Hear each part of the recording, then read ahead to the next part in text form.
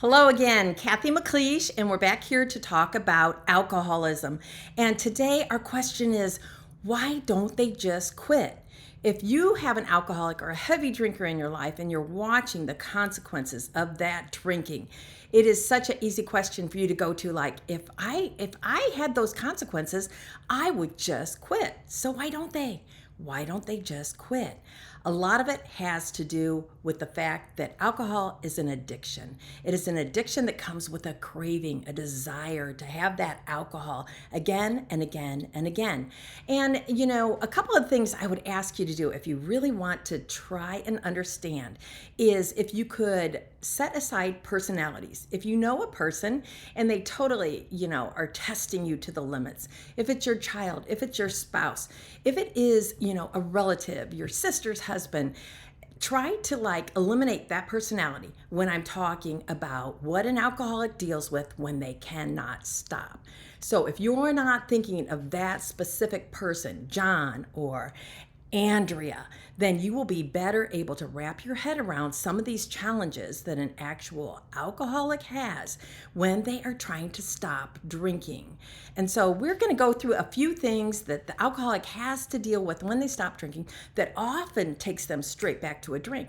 So your alcoholic, the person in your life that you know, may have stopped over and over and over again, but these are some of the things that trigger, that make that alcoholic go back to a drink that most people are not even aware of. The first thing is this allergy. If somebody were going to be successful at stopping drinking, the total abstinence is really the only way to go. And that is putting down a drink and not picking up a drink ever again. That is why oftentimes a 12-step program will say we're just going to do it one day at a time, 1 hour at a time, 1 minute at a time, because oftentimes that's the only way that a heavy drinker and alcoholic can fathom staying away from a drink. Break it down to something manageable for me, and I might be able to do it, even though I know you mean forever. I can remember thinking that. I know you're talking about 1 day at a time forever. I'm not stupid. But even so, it was manageable to think about staying away from a drink from 8 o'clock in the morning to 9 o'clock in the morning, from 9 o'clock in the morning till 9:30 in the morning, from 9:30 in the morning till 10 in the morning. And by doing those small increments, I could stay away from a drink. However, if I take that drink, the allergy is kind of reignited in my body. And, allergies in alcoholism are a little different than, say, if you had an allergy to nuts. If you were to eat nuts and you had a bad allergy to nuts, it would be fatal. Well, allergies to alcoholics are fatal also. If you have an allergy to alcohol, the thing is, it makes you want more alcohol, and you cannot stop after that first drink. So the idea is to never take that first drink. Even if you're a binge drinker and you see this person that they don't drink every day, so they must not be alcoholic, but in fact, when they take a drink, they cannot stop with that first drink. They'll take another drink and another drink. And before you know it, they're off doing something they normally would not do. They're not coming back when they normally would come back. And they can't answer what happened in between this point and that point. So that is oftentimes the very same definition of alcoholic drinking. It just happens with spaces in between it where that person has been able to stop. But again, you still have that allergy that when it is ignited with that first drink of alcohol, it is out of control because the alcoholic needs more alcohol to satisfy an allergy that will never, a craving that will never be satisfied. So the alcoholic, when they're trying to stop drinking, how strong is their craving? I have been in recovery with people that have said, I stopped. I asked God to take away the craving. I just made up my mind that I wasn't going to drink again, and I never had the craving again. That is very seldom that would happen. More often, an alcoholic deals with that desire, that craving, that both mental and physical urge to take another drink. And so if that craving is intense, oftentimes an alcoholic will give into it because that is the most natural thing for an alcoholic to do. It's like if you have ever, if you really wanted to put yourself in an alcoholic's shoes, have you ever dealt with trying to quit smoking, trying to quit sugar, trying to quit talking on your phone so much or being on your phone so much? If you could put your phone away in a drawer in the kitchen and then see in the next 3 hours how often you want to get your phone, go to the phone. What about the phone? I need to do this. If you've ever left your phone at home when you've gone somewhere, then you realize, oh my gosh, I am like a prisoner to my phone. I feel like I need it 24/7 to be safe or secure.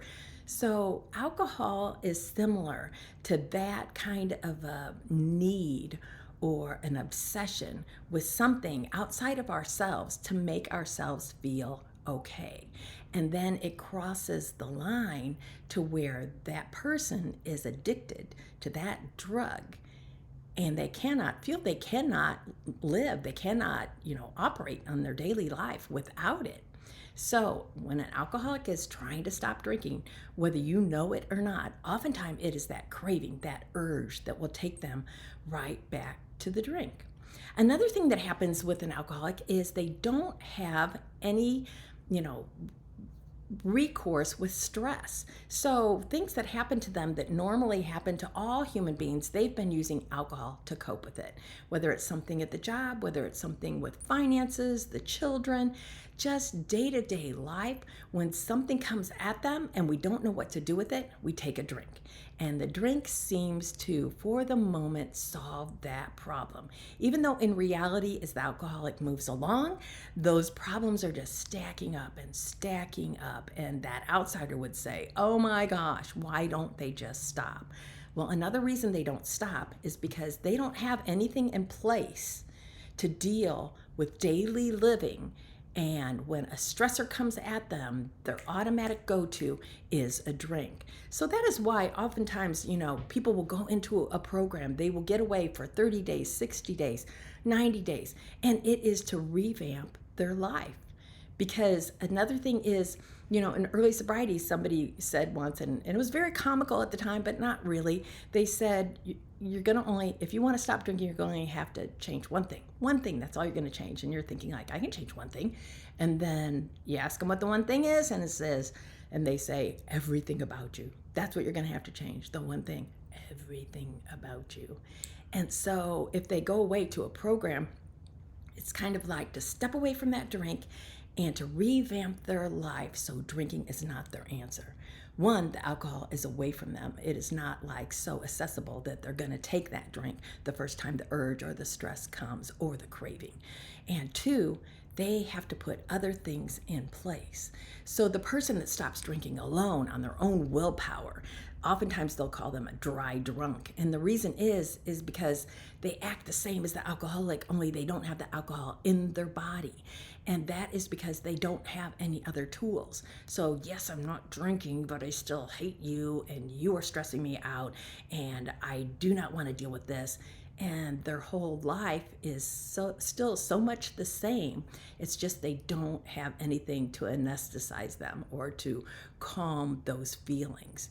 So the things that we have to deal with when we're trying to get sober, another one is, what is our support system? That's another factor, that when you go away and you go into treatment or something, you have an instant support system. A lot of people that are drinking, that are at the end of their rope, they've burned every bridge behind them. And most of the people in their life are like, stay away from me. I am sick of your crap. And so their support system is very minimal. I was that alcoholic in recovery. And when I started to recover, I not only did not have hardly any support in my family because I had burned so many bridges, lied so many times. I had an alcoholic living in my home. So we had drank together alcoholically to the point of like destruction, with 4 children going down with us. And when I got sober, that was my atmosphere. So one of the things that was really important to me was some kind of a program, some kind of an organization, whether it was, a group of people that were doing the same thing as me, or therapy and a doctor that were going to support me all along the way, a phone call away, a mentor, a coach, somebody that was going to hold my hand through that change in my life that was so significant that on a daily basis, on an hourly basis, I wanted to go back to a drink. So what is the person's support system? When we're saying, why don't they just stop? What are their stressors? How bad is their craving? What is their support system? There are a lot of things that an alcoholic has to have in place in order to have some kind of a hope for success in changing their whole life.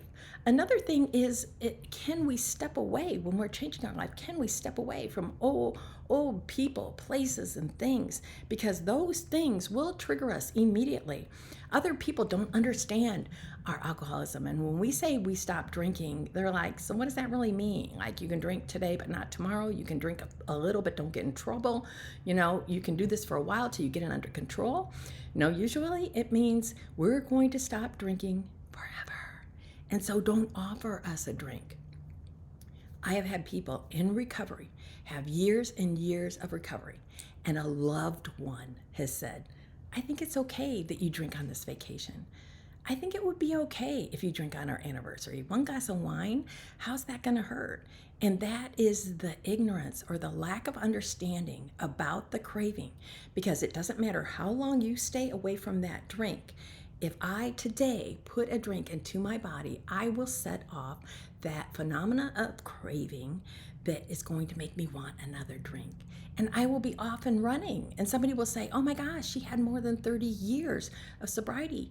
But I am an alcoholic, and I will always be an alcoholic. I am not a practicing alcoholic. I am an alcoholic in recovery.